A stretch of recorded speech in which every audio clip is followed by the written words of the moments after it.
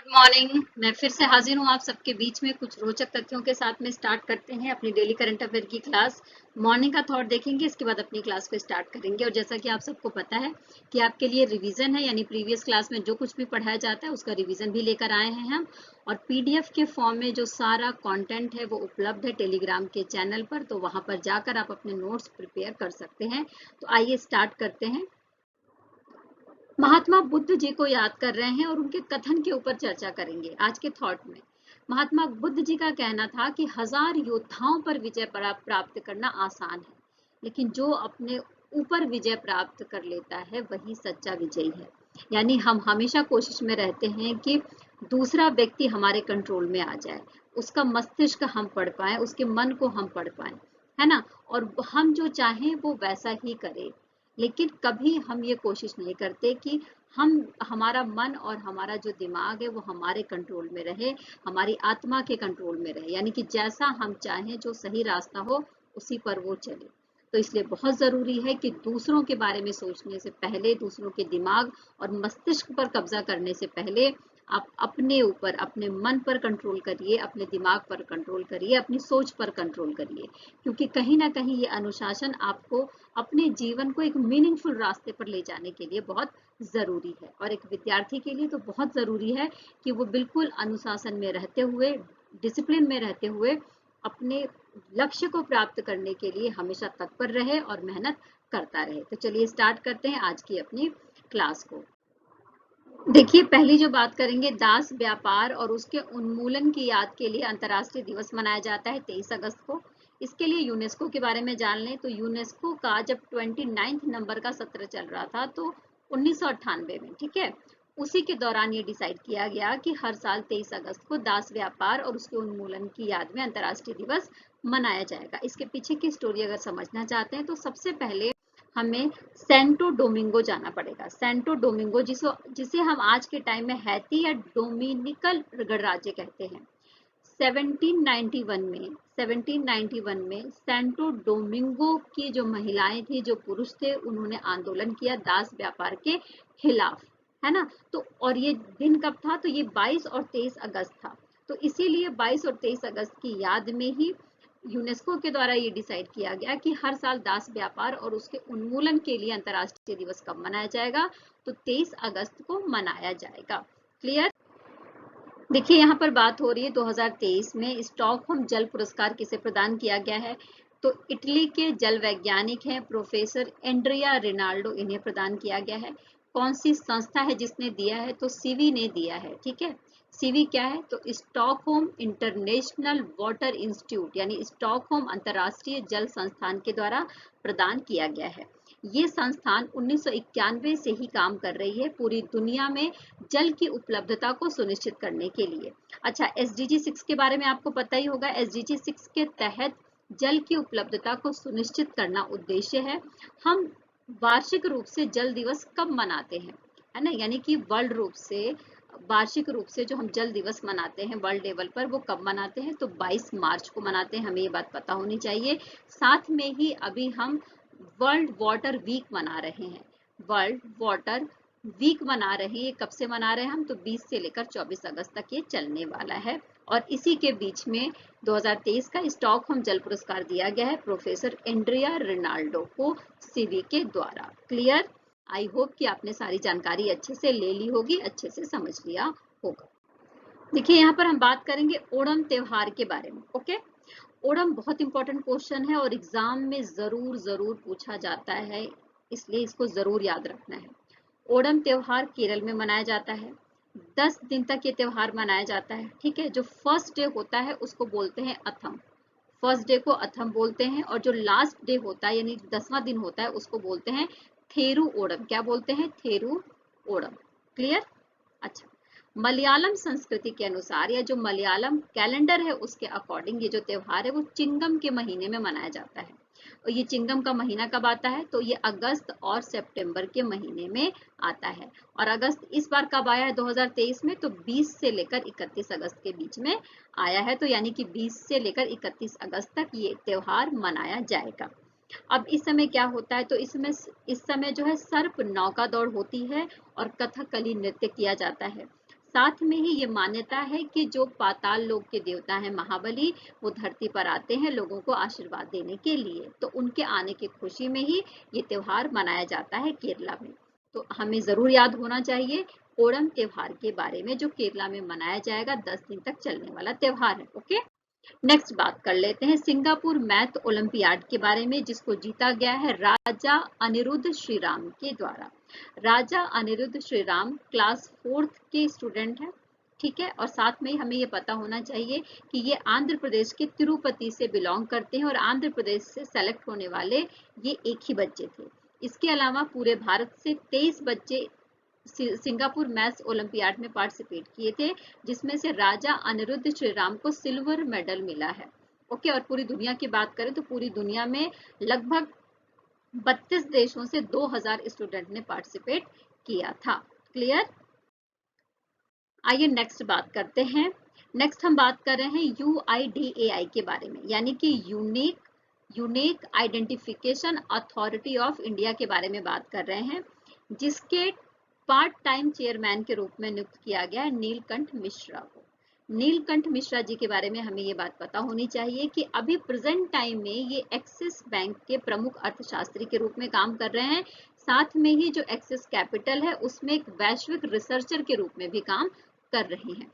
साथ में ही यूडीआई के बारे में अगर मैं बात करूं, यूआईडीआई के बारे में बात करूं, यानी कि unique identification authority of India या भारतीय विशिष्ट पहचान प्राधिकरण के बारे में, तो इनके जो अध्यक्ष होते हैं और इनके जो सदस्य होते हैं उनका कार्यकाल 3 साल का होता है। ओके, 3 साल का होता है या फिर 65 साल का जो टाइम पीरियड ये जब तक पूरा कर लेते हैं तब तक इनका जो कार्यकाल है वो होता है। तो ये हमें पता होना चाहिए। तो हमने बात कर ली नीलकंठ मिश्रा जी के बारे में। ओके, देखो डिजी यात्रा सुविधा पाने वाला पूर्वोत्तर का पहला हवाई अड्डा कौन बना है? तो वो बन गया है गुवाहाटी हवाई अड्डा। क्लियर? अच्छा, अब जो डिजी यात्रा सुविधा है वो 3 जगहों पर प्रदान करी जाती है। सबसे पहले जब एंट्रेंस कराया जाता है, यानी यात्रियों को जब एंट्रेंस दिया जाता है, यानी जो प्रवेश द्वार है वहां पर। इसके बाद काउंटर पर जब चेक इन किया जाता है, और तीसरा जब बोर्डिंग पास किया जाता है, यानी बोर्डिंग दिया जाता है उन्हें, उसके पहले डिजी यात्रा सुविधा प्रदान करी जाती है। तो याद रख लेना, डिजी यात्रा सुविधा प्रदान करने वाला, प्राप्त करने वाला पूर्वोत्तर का पहला हवाई अड्डा कौन है? तो गुवाहाटी हवाई अड्डा बन गया है। क्लियर? तो यहाँ पर हमने सारी बात कर ली। अच्छा, उस हवाई अड्डे का जो गुवाहाटी हवाई अड्डा है उसको किस नाम से जाना जाता है? तो गोपीनाथ बोरदोलोई अंतर्राष्ट्रीय हवाई अड्डा। गोपीनाथ बोरदोलोई अंतर्राष्ट्रीय हवाई अड्डा। क्लियर? देखिए यहाँ पर बात कर रहे हैं दक्षिण पूर्व एशिया के सबसे बड़े अलवणीय संयंत्र की आधारशिला रखी गई है तमिलनाडु के चेंगलपट्टू जिले में। तमिलनाडु के चेंगलपट्टू जिले में किसके द्वारा रखी गई है? तो यहाँ के जो मुख्यमंत्री हैं तमिलनाडु के एम के स्टालिन के द्वारा रखी गई है। और ये जो संयंत्र है बनकर तैयार हो जाएगा दिसंबर 2026 में, यानी कि दिसंबर 2026 से ये अपना कामकाज स्टार्ट कर लेगा। प्रतिदिन 400 मिलियन लीटर पानी को लवण मुक्त किया जाएगा। इसके पीछे का उद्देश्य ये है कि तमिलनाडु में जो पानी की कमी है उसको दूर करा जाए। और ये किसके द्वारा, किस संस्थान की सहायता से ये संयंत्र लगाया जा रहा है? तो जीका के द्वारा। अब जीका क्या है? तो Japan international corporation agency. Japan international corporation agency को जीका कहते हैं। तो इसके माध्यम से ये जो पूरा संयंत्र है ये लगाया जाएगा। और साथ में ही इसमें कितने करोड़ रुपए की लागत आने की संभावना है?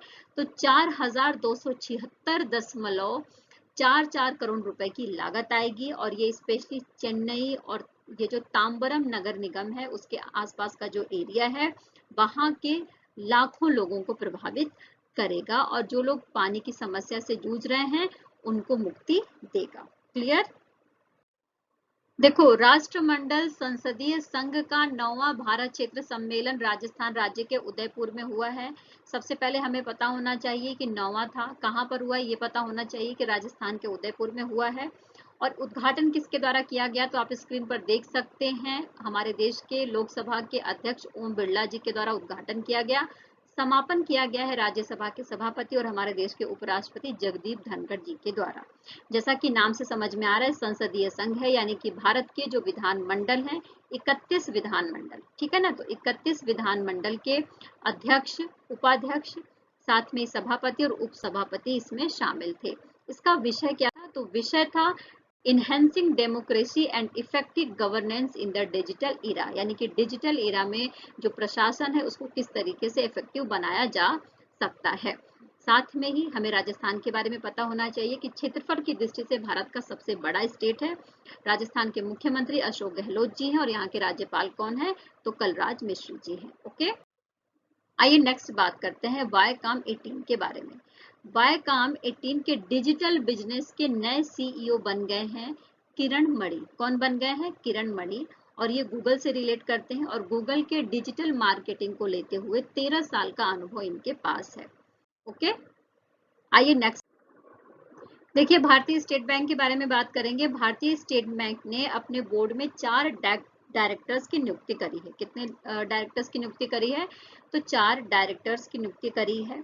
साथ में ही इनका जो कार्यकाल है वो 26 जून 2023 से स्टार्ट होगा और 25 जून 2023 तक चलने वाला है। देखो, भारतीय स्टेट बैंक का जो केंद्रीय मंडल है उसकी निदेशक धारा, उसकी जो निदेशक धारा 19C है, इसके तहत इनकी नियुक्ति करी जाती है यहाँ के डायरेक्टर्स की।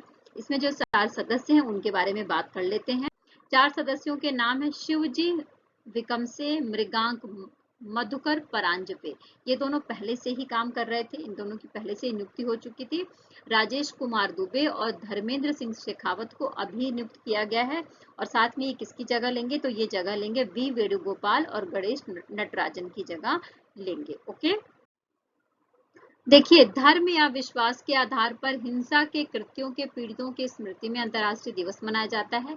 इसकी घोषणा करी गई थी 28 मई 2019 को, ठीक है। और ये कब मनाया जाता है? तो ये मनाया जाता है 22 अगस्त को। ओके, जूनियर एशियाई जूनियर स्क्वैश चैंपियनशिप में स्वर्ण पदक किसने जीता है? तो भारत की अनाहत सिंह ने जीता है। मोस्ट इंपॉर्टेंट क्वेश्चन है, एग्जाम में कई तरीके से घुमा फिरा के पूछा जा सकता है।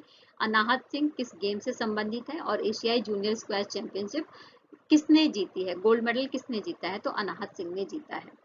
इसके बाद तमिलनाडु के किस फल को भौगोलिक संकेत या टैग दिया गया है? तो मैटी केले को दिया गया है। साथ में हमें ये पता होना चाहिए कि मैटी केले को बेबी बनाना भी कहते हैं, पीलिया के रोग में और बच्चों के लिए बहुत ज्यादा उपयोगी है। और तमिलनाडु का जो कन्याकुमारी डिस्ट्रिक्ट है वहां पर इसको उगाया जाता है। Okay, 2023 international young eco hero award ये दिया गया है। भारत में कितने लोगों को दिया गया है? तो भारत के 5 युवाओं को दिया गया है। और ये स्पेशली पर्यावरण के क्षेत्र में पर्यावरण की सुरक्षा के लिए जो काम किया जाता है उससे प्रभावित होकर दिया जाता है। ओके, देखो, महिला फीफा विश्व कप 2023 का खिताब किस देश ने जीता है? किस नंबर का? तो 9th नंबर का जो महिला फीफा विश्व कप 2023 का खिताब जीता है स्पेन ने। स्पेन ने किसे हराकर जीता है? इंग्लैंड को हराकर जीता है। स्पेन और इंग्लैंड दोनों ही पहली बार महिला फीफा विश्व कप के फाइनल में पहुंचे थे, ठीक है। और सबसे अधिक बार किस देश ने महिला फीफा विश्व कप जीता है? तो वो है अमेरिका। किसने जीता है? USA या अमेरिका ने जीता है। क्लियर? इसके बाद बात करेंगे ट्यूलिप गार्डन के बारे में। तो देखो, श्रीनगर का जो Indira Gandhi memorial tulip garden है इसको वर्ल्ड बुक ऑफ रिकॉर्ड में शामिल किया गया है, ठीक है। साथ में मैंने कल आपको बताया था कि यहाँ पर ट्यूलिप की लगभग 68 प्रजातियां आपको देखने को मिल जाएंगी। कौन सा भारतीय रेसलर अंडर 20 वर्ल्ड चैंपियन बना है? तो Mohit Kumar. Most important question exam में आ सकता है। मोहित कुमार क्या खेलते हैं? तो ये रेसलर हैं। और मोहित कुमार ने गोल्ड मेडल किसमें जीता है? तो अंडर 20 वर्ल्ड चैंपियन ये बन गए हैं। और इसके पहले 3 ऐसे खिलाड़ी बन चुके हैं, यानी अंडर 20 में जो वर्ल्ड चैंपियन ला चुके हैं, वर्ल्ड चैंपियन बन चुके हैं, ऐसे 3 रेसलर भारत के हैं, उसमें शामिल हो गए हैं मोहित कुमार। ओके, आइए नेक्स्ट बात कर लेते हैं। बीपीसीएल के बारे में बात कर रहे हैं, यानी कि भारतीय पेट्रोलियम कॉर्पोरेशन लिमिटेड का नया ब्रांड एम्बेसडर नियुक्त किया गया है क्रिकेटर राहुल द्रविड़ को। और बीपीसीएल के बारे में बात करें तो इसका फॉर्मेशन हुआ था, यानी कि इसको स्टैब्लिश किया गया था 1952 में, और 1977 में इसका नाम बदलकर कर दिया जाता है भारत पेट्रोलियम कॉर्पोरेशन लिमिटेड। केंद्रीय सड़क परिवहन और राजमार्ग मंत्री कौन है? तो नितिन गडकरी जी हैं। नितिन गडकरी जी के द्वारा 22 अगस्त को Bharat new car assessment program start किया गया है।